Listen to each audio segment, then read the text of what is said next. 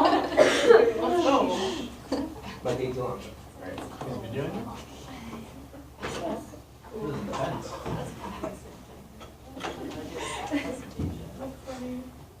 What button do I hit? AV? There's a chain one that says AV meeting. Yes. About halfway down. No. There you go.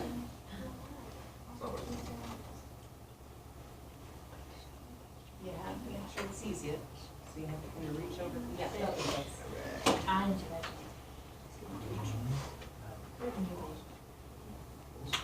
What do I hit? That? Super sad. Okay. So, you guys can pass this amongst yourselves, not really into the paper book.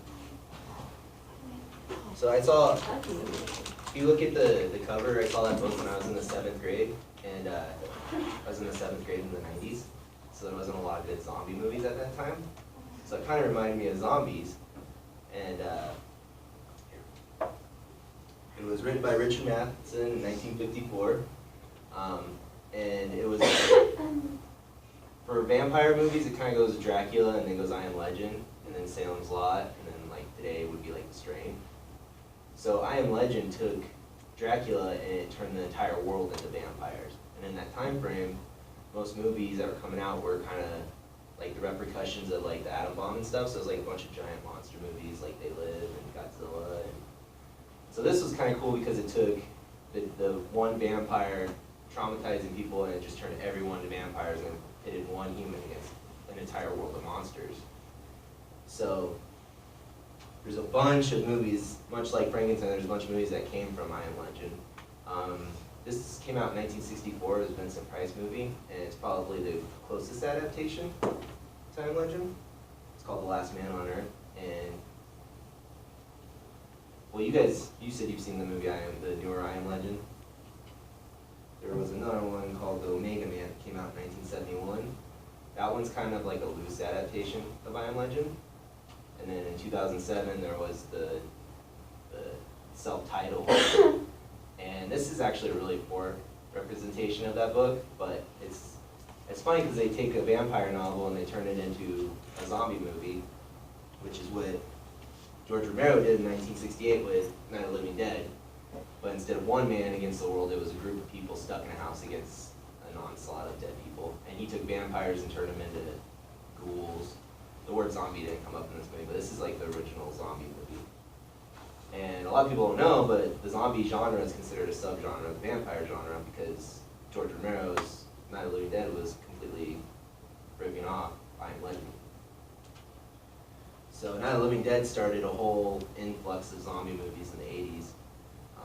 My favorite's Day of the Dead, which came out in 1985, and it was scientists versus the military, which is a big thing going on in the 80s. And then zombie movies sucked in the 90s, so I was spending a lot of time watching stuff in the 80s, like from the library and Blockbuster. Do you guys know what Blockbuster is? Yeah. Last generation. I loved Blockbuster when I was a kid. So in 2003, aw, do you guys know what Betamax is? No. Smart kid. Alright, so 2003, 28 Days Later came out, and that kind of got the zombie movie going again.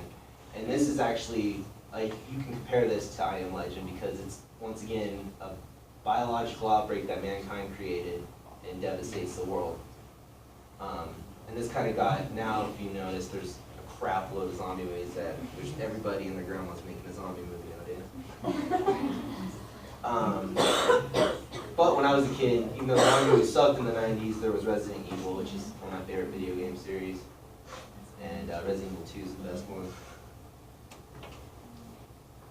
I mentioned The Strain already. Have you guys seen The Strain yet? It's horrifying. It's vampires, but Guillermo del Toro took the vampire genre and he kind of takes everything from like I Am Legend from Salem's Lot and everything, and then he adds Nazi vampires into it, which is pretty cool. Oh, it's amazing. As a Jew, I love The Strain because it's a Jewish old man who replaces Van Helsing, and he uses vampire blood. He's like 96, and he hunts vampires, and he was in the Holocaust. So it's really cool. It's on FX. So how does this compare to Frankenstein? I I was just thinking, like, Frankenstein was a huge inspiration for a lot of horror movies and a lot of horror novels, and so is I Am Legend. And Frankenstein's like one man dealing with repercussions of his actions and science and messing with stuff that's not natural. So I Am Legend's like if all of mankind started messing with stuff and then we all paid for it. That was my funny comparison there. And I Am Legend's a huge inspiration for a bunch of horror movies. Any questions? I thought Caleb was working on one right there. That wasn't I'm gonna give him a chance to make it a really good It was one. commentary. What's your commentary? Yep. You have commentary. I was commenting on one of the movies. I was like, What movie? I don't remember. Oh, did I go too Oh, quick? see, you're losing your chance. I just want to know, why did it No, always ask have a to be like question. a Nazi vampires, Nazi something? That's not, that, you know, it wasn't a big deal until recently, but back in the 70s, they used a lot of Nazis because Jewish people have a lot of money, so they make a lot of movies. So back then, the Jews would use it as their main villain. It's true.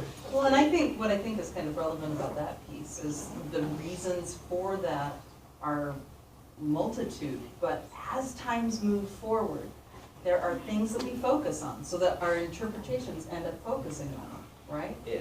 So as things rise and fall, as things kind of catch our attention, as things catch culture's eye, that is going to come into the way that we interpret these things.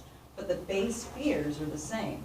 What are the consequences if you mess in something you don't understand, right? Yeah, Nazis are scary. Oh. They mess with us too much. Nicely done, I understand. Thank you. Okay, guys, I'm noticing a pattern here. One of the patterns I'm noticing is that if we are sitting here and listening to the presentation, but we're talking through that, Who's talking through my presentation? Worked very hard on that, Melissa. You hurt my feelings.